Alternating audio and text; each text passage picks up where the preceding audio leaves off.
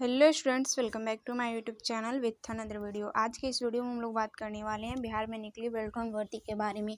तो 2 फरवरी 2024 को हमारे सामने एक ऑफिशियल नोटिस आया था, जिसको लेकर स्टूडेंट काफ़ी क्वेश्चंस कर रहे हैं क्या ये फेक है या फिर रियल है। तो मैं आपको बता दूँ कि ये वैकेंसी पूरा का पूरा रियल है, क्योंकि ये आप 6 फरवरी को आपका ऑफिशियल वेबसाइट पर भी लागू कर दिया गया और हिंदुस्तान पेपर में भी दिया गया है। तो भर्ती जो हमारा है वो पूरा का पूरा रियल है। तो इस भर्ती के बारे में हम लोग जानते हैं कि क्या है, कैसे करना है हम लोगों को और क्या सिलेक्शन प्रोसेस है।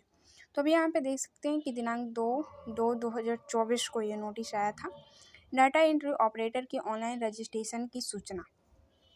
Bihar state electronics development corporation limited Beltron man power agency के माध्यम से राज्य सरकार के विभागों, कार्यालयों, निकायों की अध्याचनाओं के विरुद्ध संविदा के आधार पर डाटा एंट्री ऑपरेटर की सेवा उपलब्ध कराई जाती है। बेल्ट्रॉन की एजेंसी के माध्यम से सेवा सदन के इच्छुक अभ्यर्थी डाटा एंट्री ऑपरेटर की ऑनलाइन रजिस्ट्रेशन दिनांक 20/2/2024 मंगलवार से निगम की वेबसाइट पर उपलब्ध लिंक के माध्यम से वे रजिस्ट्रेशन कर सकते हैं। यानी यहाँ पे जो रजिस्ट्रेशन का डेट है और डे है उसको भी यहाँ पे इंक्लूड किया गया है। 20/2/2024 यानी 20 फरवरी से हमारा ऑनलाइन रजिस्ट्रेशन स्टार्ट हो जाएगा, जो हमारा बेल्ट्रॉन के ऑफिशियल वेबसाइट पे होगा।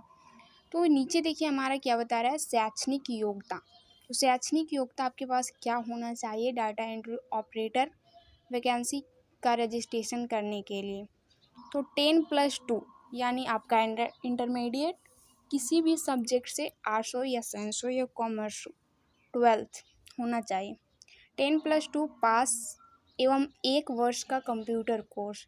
10+2 आपका फाइनल 1 साल का कंप्यूटर कोर्स आपका सर्टिफिकेट के साथ, तथा हिंदी या अंग्रेजी टाइपिंग का अनुभव रखने वाले अभ्यर्थी यहाँ पे अप्लाई कर सकते हैं, रजिस्ट्रेशन कर सकते हैं। यहाँ पे अथवा में एक और दिया हुआ है, 10+2 पास एवं BSDM बिहार कौशल विकास मिशन, ये भी हमारा एक कोर्स है। तो यहाँ पे इसको भी इंक्लूड किया गया है अथवा में द्वारा 400 घंटे DDO, जो हमारा एक कोर्स है किस चीज़ का, तो domestic data entry operator. Computer प्रशिक्षित शैक्षणिक योग्यता रखने वाले सफल अभ्यर्थी भी इसको रजिस्ट्रेशन कर सकते हैं। यानी आपके पास शैक्षणिक योग्यता 10+12 कंपलसरी है। और उसके बाद आपका यहाँ पे 2 तरह का कोर्स इंक्लूड है। एक तो आपका हिंदी इंग्लिश टाइपिंग और 1 वर्ष का कंप्यूटर कोर्स आप प्राइवेट इंस्टीट्यूट से किए हो या फिर बिहार कौशल विकास मिशन के द्वारा आप वहाँ से अपना क्लास को फाइनल किए हो। तो दोनों ऑप्शंस में से आप एक ऑप्शंस को चूज़ कर सकते हैं। उम्र सीमा यहाँ पे आपका है, आवेदन करने की अंतिम तिथि को न्यूनतम 18 वर्ष एवं अधिकतम 59 वर्ष, यानी 18 वर्ष से लेकर 59 वर्ष तक के जो भी कैंडिडेट है यहाँ पे अप्लाई कर सकते हैं। परीक्षा शुल्क यहाँ पे क्या बताया जा रहा है, केवल बिहार राज्य के अनुसूचित जाति अनुसूचित जनजाति के लिए 250 250 रुपये। बिहार राज्य के स्थायी निवासी सभी आरक्षित अनारक्षित वर्ग महिला उम्मीदवारों के लिए 250, दिव्यांग के लिए 40% दिव्यांगता या उससे अधिक अभ्यर्थियों के लिए 250। लेकिन यहाँ पे है समान आरक्षण कोटि एवं अन्य सभी उम्मीदवारों के लिए 1000। तो यहाँ पे कुछ चीज़ें हैं जिसमें डिस्काउंट है और बाकी सबके लिए 1000 है। तो अभ्यर्थी को उपरोक्त परीक्षा शुल्क के अतिरिक्त विभिन्न बैंकों द्वारा निर्धारित चार्ज भी देना होगा, जो आपका ऑनलाइन भुगतान के क्रम में बैंक द्वारा स्वतः बैंक चार्ज के रूप में लिए जाएंगे। यानी जो आपका अलग से शुल्क कटेगा वो अलग ही आपको देना पड़ेगा। ऑनलाइन आवेदन पत्र भरने से संबंधित तिथि एवं अन्य निर्देश निम्नांकित हैं। यहाँ पे आप देख सकते हैं कि date of publication of notice of registration 20/2/2024, यानी जो आपका रजिस्ट्रेशन स्टार्ट है वो 20/2/2024 से है और जो एंड करेगा वो 15/3/2024, 20 फरवरी से स्टार्ट है और 15 मार्च को लास्ट है। यहाँ पे हमारा सेकेंड पेज में कुछ सिलेबस के बारे में बताया जा रहा है। तो इसमें हमारा सिलेबस यहाँ पे कुछ दिया गया है।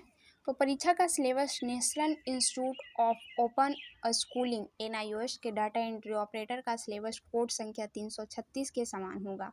सिलेबस निगम की वेबसाइट पर उपलब्ध है, आप इस वेबसाइट पर जाकर देख सकते हैं।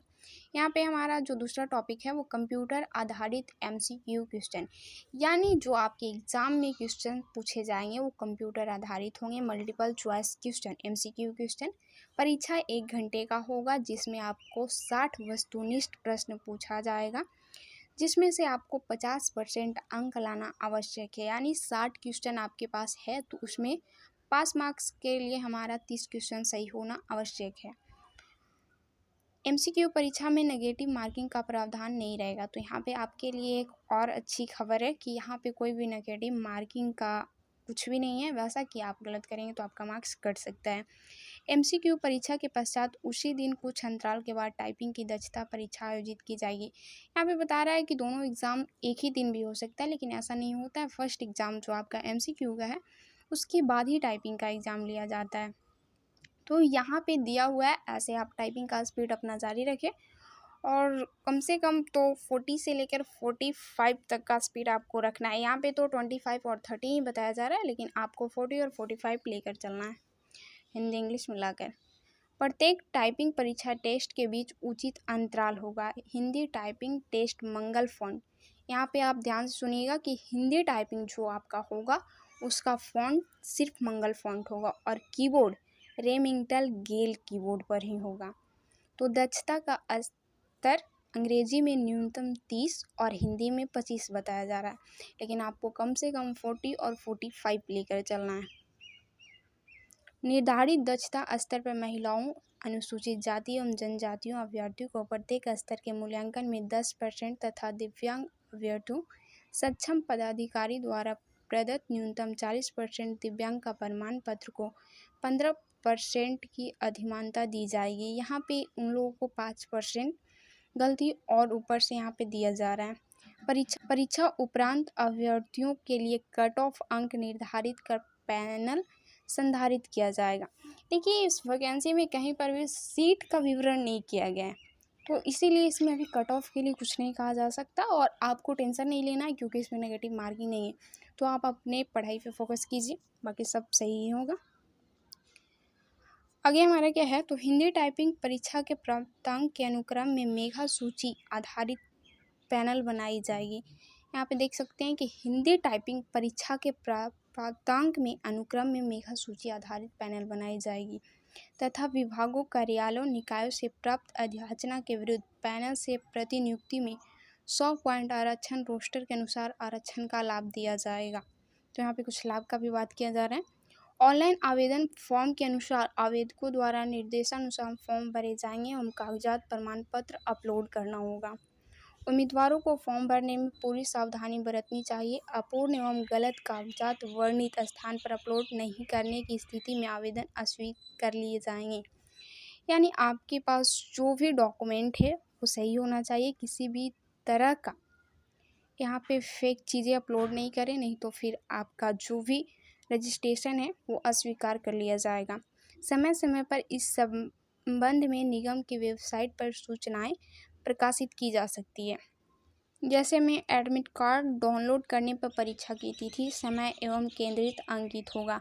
यदि कोई समस्या शिकायत हो तो आप हेल्पलाइन नंबर पर कार्यालय अवधि में संपर्क कर सकते हैं। तो यहाँ पे इस वैकेंसी का जो हमारा रजिस्ट्रेशन है वो 20 फरवरी से स्टार्ट हो रहा है। 15 को आपका जो रजिस्ट्रेशन है वो एंड कर दिया जाएगा 15 मार्च।